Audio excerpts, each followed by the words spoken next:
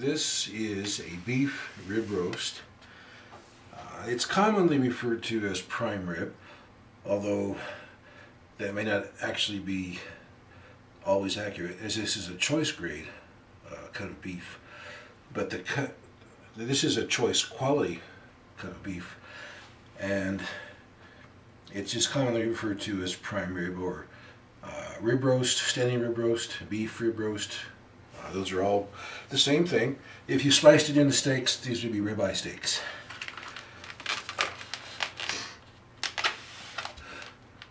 This one is pretty decent quality. It's got the marbling. See the white little lines going through the meat there. And this is a decent looking one. Not spectacular, but it looks pretty decent and should taste pretty good. So I'm going to trim it up a little bit. There's a little bit of thick fat here. I want to remove most of this fat. It's just the way I like it. I just like to take as much off as possible. And trim it down a little bit, season it, and put it in the oven at 250 degrees Fahrenheit. It's going to take probably between 4 to 5 hours generally. May go a little bit longer, may go a bit shorter. There's always going to be some variables. But let me trim this down real quick and season it up and get it going. I've got it pretty well trimmed up right now. It doesn't take long to cut that little bit of fat off. I'm going to leave just this chunk of fat here. I've got it cut down reasonably well. Part of this will cook off and add some flavor to the juices. But it's not going to be a problem at all to avoid eating that, should you not like it. And it's not really silver skin, but there's a little bit of a membrane right here underneath this layer of fat. And I've tried various ways, and everybody's different. And I found that I just try to score it and barely go through that. Seems to give me pretty good results, because it's going to shrink up really tight when it starts cooking, and usually it'll just break. But if I score it, sometimes it works out pretty well, sometimes it doesn't. Either way, it's not going to make it taste any less good. So now I'm going to put it in the roasting pan and season it real quick. I'm going to use a decent sized roasting pan here. And as you can probably tell, this is a bone-in roast. Sometimes you get a lot of fat back here, sometimes you don't. You can trim it off the back of these ribs if you prefer. It just kind of personal preference there, whether you want to take that much off or just leave it on till let it cook out. It's a little bit back here towards the back of the top of the rib there. First thing, I'm going to add one of my favorite. This is Worcestershire sauce. Like I said before in other videos, there are other brands. If you prefer another brand, that's perfectly fine. Whatever you like best, you should always go with that. I'm just going to give it a little there. And I'm going to use a really simple, basic seasoning for it. If you don't know how to season it, I would say start with it, seasoning it the way you like your steak seasoned. If you like nothing on your steaks, then just leave this plain. If you like salt and pepper, whatever you like best, just start with that. Put a good coat on it though.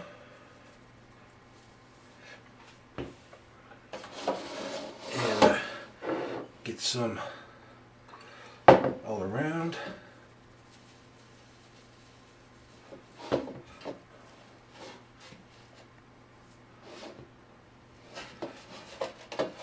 And then lastly here on the top.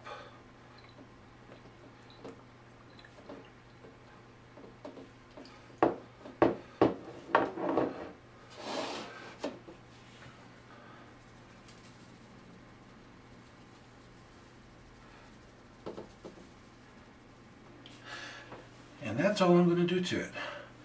Again, my oven is set for 250 degrees Fahrenheit, and I'm going to use this temperature probe to go in, try to put it right about the center of the meat, and make sure you don't hit the bone.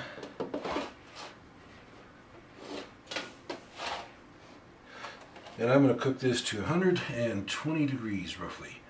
120 to 125 is what my target temperature is going to be. And that should take, like I say, around 4, maybe 5 hours, give or take a little depending on variables. And I add a couple of cups of water.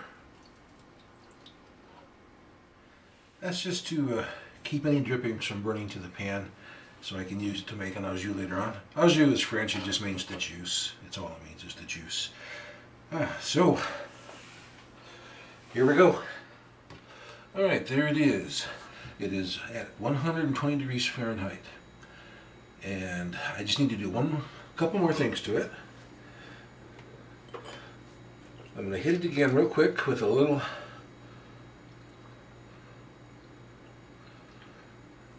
Worcestershire sauce there. A little bit more seasoning. I'm going to put it back in the oven under the broiler for just a minute or two to get a little crispy topping on this. Let the bark on here crisp up a little bit and make it real tasty. But I'm going to go ahead and pour this juice off just before I do that right now. I put the roast on the cutting board for just a few seconds while I pour off this juice so I can make some au jus for it. I've got this on a burner now to get it going, get it hot to make some au jus. And the roast is going to be back out in a couple of seconds once it's got a nice little crust on the top of it. So stick in there. The best is coming up right now. See there? Didn't even take a minute to do that. It's got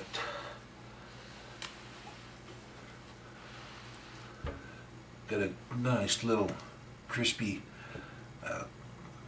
exterior on it right now. Now, probably the hardest part, like it always is kind of let it rest for a little while. Probably give it around 20 minutes or so. If you try to cut it right now, all that juice is just going to come rushing out and run everywhere. You let it cool down so that when I slice into it, all the juices, most of the juices, are going to stay inside the meat rather than come rushing. I've got a little bottle with some, about a half a cup of water, maybe a quarter of a cup of water. Move it over here. I'm just going to put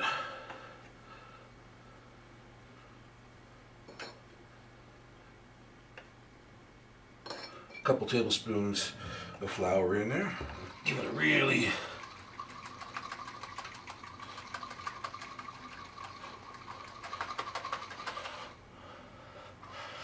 good shake. Get it all dissolved. What this is, whenever I remember throughout the year, when I have a steak, I would save some of the juice off of that steak or roast, put it in the freezer, and use it for this, for prime rib at Christmas or New Year's or Thanksgiving or whenever you want.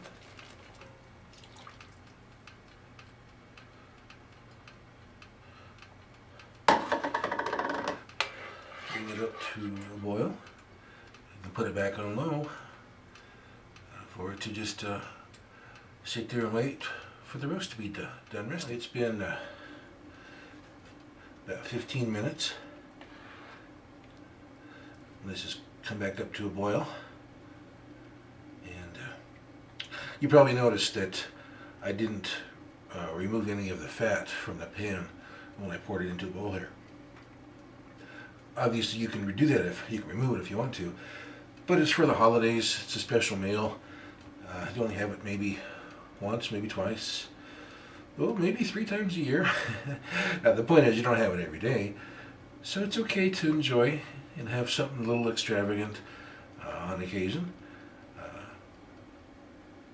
if you want to enjoy something once in a while, there's not much point in doing it now, is there? So I'm going to bring the roast back over here, cut the bones off, and then put it on, slice it up on a plate, and let you see the final product here. Now to remove the bones from the roast here,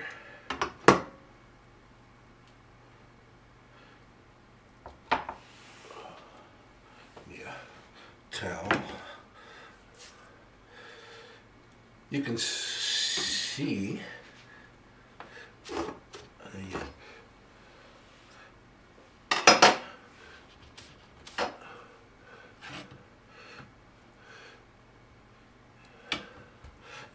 right along the top where the bones are. There's 3 bones here. I'm going to slice right across the top of those bones and right along down the top of them here, and I'll curve back just a little bit when I get past them to cut them off the roast completely. Now you can slice it, the roast, just like this, right on the bones if you prefer. I mean, it's just whatever way you like best is fine.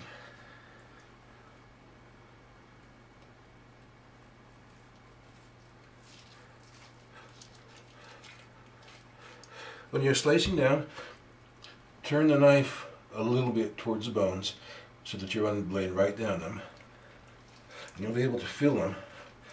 And if you get stuck, just turn it a little bit back and then keep going.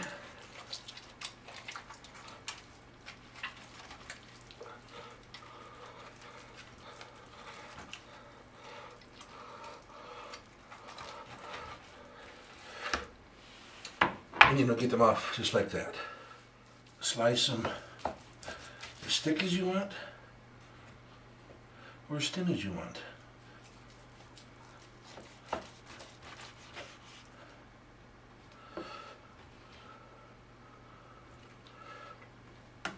See, when I cook this at 250 degrees Fahrenheit, let me zoom in real quick for you here. You need to see this really close. There we go. See, by cooking it at the low temperature, 250 degrees Fahrenheit,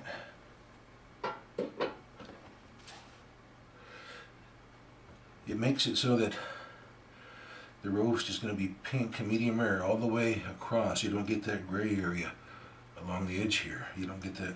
There's a little tiny bit right there, a little bit right there, but basically you can see it's pink all the way across from side to side. And that's what doing it at this lower temperature will do for it. And you can do this in the oven like I did. You can do it on a gas grill outside. You can do it on a smoker. You can do it on a charcoal grill. You can do the same thing. Same principle, same temperature, same results. Do it outside as well. There, you can see that pretty good there. How it's all pink all the way across. There's a little bit of the gray meat right at the very edges there, but basically it's just pink all the way across, nice and medium. You almost hate to do it, but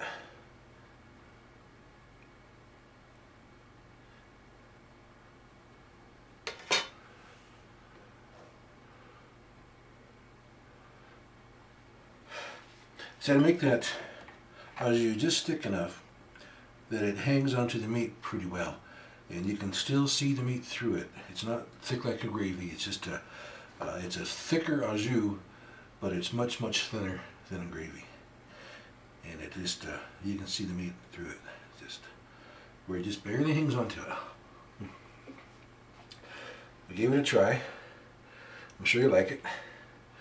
See you next time on Cook and Gobble videos.